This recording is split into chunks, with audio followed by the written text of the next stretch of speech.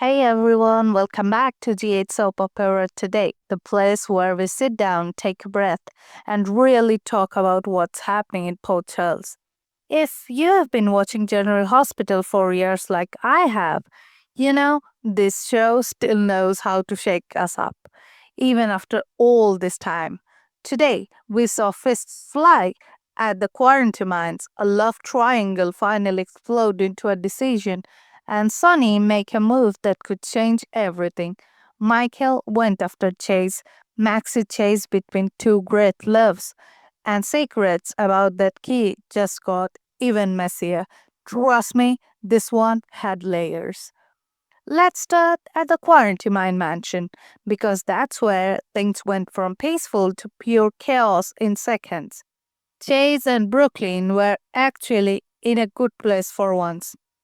Alexis had just told them that yes, they'll have to restart the adoption process. But she also reminded them of something important. They're stable, loving, and deserving. For anyone over 50 watching this, you know how meaningful that is? Adoption isn't just paperwork, it's hurt, it's patience, it's starting over when you don't want to. But before they could even process that hope, the door bursts open and in storms Michael. And not calm Michael, not corporate Michael, furious Michael. He accuses Chase of planting a key to Drew's house on his keyring. Think about that for a second. That's not just suspicion, that's sabotage. And when a man feels like someone is framing him, especially when his child is involved, all bets are off. The shouting quickly turns physical. These two men don't just disagree, they explode. It's raw, it's messy, and honestly, it felt real. Two grown men who both believe they're right. Dante rushes in and breaks it up, but the damage is done. Michael makes it clear he's tired of Chase trying to pin Drew's shooting on him, and then he drops the bomb. Willie saw Chase with the keys. Now, here's where it gets interesting. At the PCPD, the case against Michael is already falling apart. Rick brings up the fact that Willow saw Chase with the keys, missing traffic cam footage, questionable procedures. Justin is furious. She tells Dante to get his department in order. One more mistakes and heads will roll. If you have ever worked in an organization where one bad decision can affect everyone, you understand the tension. The credibility of the entire department is on the line, and Rick, he tells Michael to stay away from Chase. That alone tells me Rick knows that this situation is radioactive. And here's the twist that's hit me hardest. Later, when Willie can't sleep at Drew's place, scared, wanting his old bed and his dad's house, Willa confronts him. She reads to him. She reassures him. And as she drifts off, we see something that changes everything. Willow remembers putting the key on Michael's keyring, not Chase, Willow. That's the kind of quiet reveal that makes longtime viewers sit up straight. Because now we're not just talking about a frame job, we're talking about hidden motives. Why did she do it? Was she protecting someone? Was she desperate? Meanwhile, over at Max's place, we have a completely different kind of emotional storm brewing. Lulu finds Spinwell deep in thought, and their conversation is gentle but heavy. Spinwell knows Maxie loves him, but he also knows her history with Nathan runs deep. Let's pause here.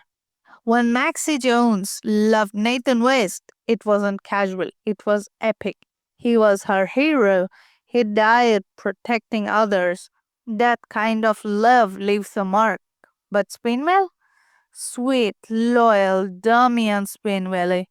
He doesn't want her to choose him out of guilt or obligation. He says something powerful. The only thing worse than losing her would be her staying with him out of duty. That's maturity. That's growth. Then comes the symmetry scene. Maxie reunites with Nathan. He remembers being shot by Faison. He remembers darkness, and suddenly 7 years are gone. For longtime fans, the callback of Caesar Faison ties everything back to some of the show's most dramatic years. Maxie talks about her grief, how it clouded her judgment, how she didn't see Peter clearly, how she rebuilt her life. She's honest, she's vulnerable. Nathan tells her to take her time, but she doesn't. In the final moments, Maxie tells Swinwell she will always love Nathan, but she's in love with Swinwell.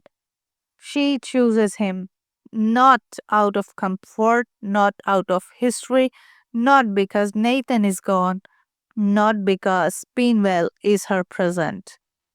For viewers our age, that hits differently. Love in your 20s feels dramatic. Love after loss feels international. Now let's talk about Sonny. At the Brown Dog, he's spending time with Geo.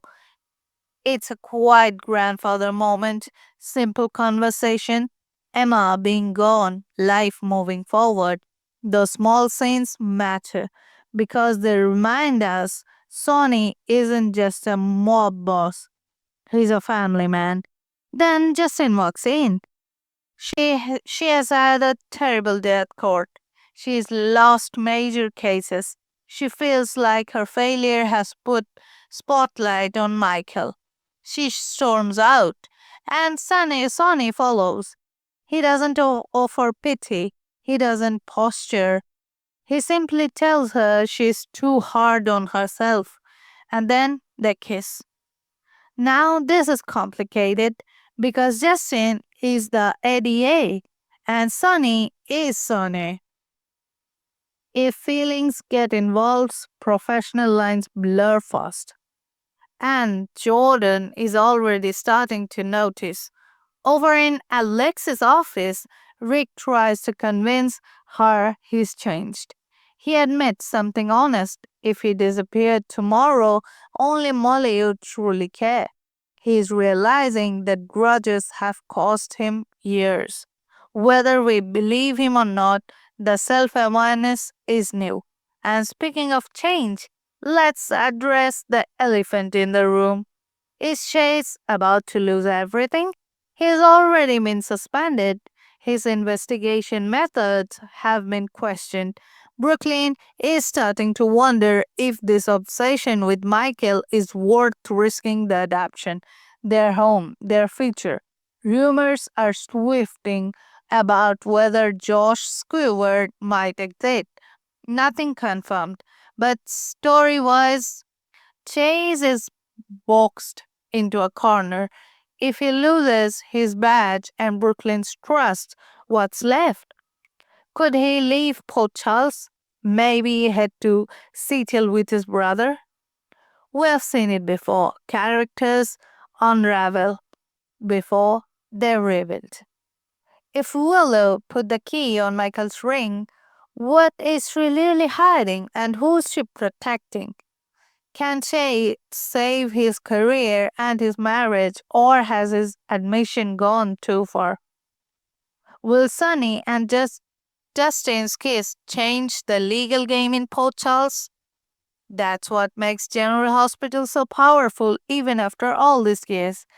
It isn't just about crime or romance, it's about choices, pride, regret, second chances. If you have been watching things like Luke and Laura Days, or you join somewhere in the middle, portals never stays calm for long. Let me know in the comments. Are you Tim Swinley? Do you think Chase planted the key? And should Sunny be getting involved with the ADA? Don't forget to like, subscribe, and share this with your fellow GH fans. Next time, things heat up even more. Jason senses a growing danger. Lucas may know too much. Sidwell tests Marco's loyalty, and Jordan starts asking serious questions about Sonny and Justin. Something tells me that calm we saw then, it won't last. I'll see you next time on the Soap Opera Today.